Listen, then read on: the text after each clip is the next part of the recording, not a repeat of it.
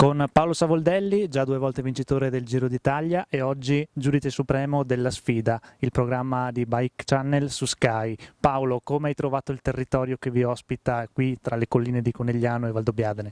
Beh, il territorio lo conoscevo già perché ho corso anche in Veneto un anno da dilettante e ho fatto varie gare anche da professionista. Il territorio è stupendo, ovviamente in mezzo a questi vigneti, al Prosecco Superiore, al Cartizze e a queste montagne, a queste strade. La bellezza di questi posti è che ci sono delle colline, delle montagne, delle strade alternative a quelle trafficate e siamo riusciti a realizzare questa produzione con tranquillità e soprattutto con dei panorami e delle immagini che saranno veramente stupende.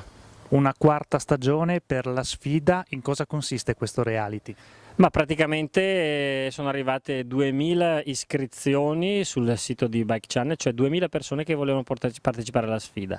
Ne abbiamo scelte circa 130 guardando la loro scheda tecnica, poi li abbiamo fatti venire in studio, ci abbiamo parlato, abbiamo cercato di capire quali potevano essere televisivi e siamo arrivati ad una quarantina e da lì abbiamo iniziato la selezione, da 45 li abbiamo portati a 25, da 25 li abbiamo portati a 15 e è iniziata la sfida. In cosa consiste? 3 squadre che si sfidano, 3 uomini e 2 donne, con 3 direttori sportivi, 3 ex professionisti che guidano questi team. Le squadre erano molto agguerrite e di un livello simile, quindi la corsa è venuta veramente bella. Ovviamente è un gioco, facciamo diventare dei campioni, dei protagonisti dei cicloamatori, che sono poi le persone che tengono vivo il ciclismo comprando le biciclette, l'abbigliamento, le scarpe.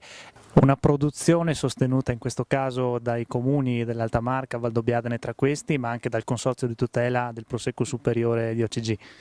Ma sicuramente questi sponsor sono stati fondamentali, tra l'altro è un piacere essere finanziati da loro, è un piacere anche bere il Prosecco Superiore la sera perché è veramente buono. Tra l'altro proprio in questi giorni si sta cercando di portare questo territorio come bene dell'UNESCO e questo ci fa molto piacere. Credo che le immagini dei Bike Channel sicuramente aiuteranno un po' tutti a conoscere veramente le bellezze del posto. Non resta che aspettare insomma che queste puntate vadano in onda per rivedere le splendide immagini del territorio e le immagini di questa sfida. Un ultimo saluto ai nostri lettori di QDP News, puoi farcelo? Ma saluto i lettori del vostro sito e andate in bicicletta, mettete il casco e soprattutto non prendete dei rischi, bisogna divertirsi.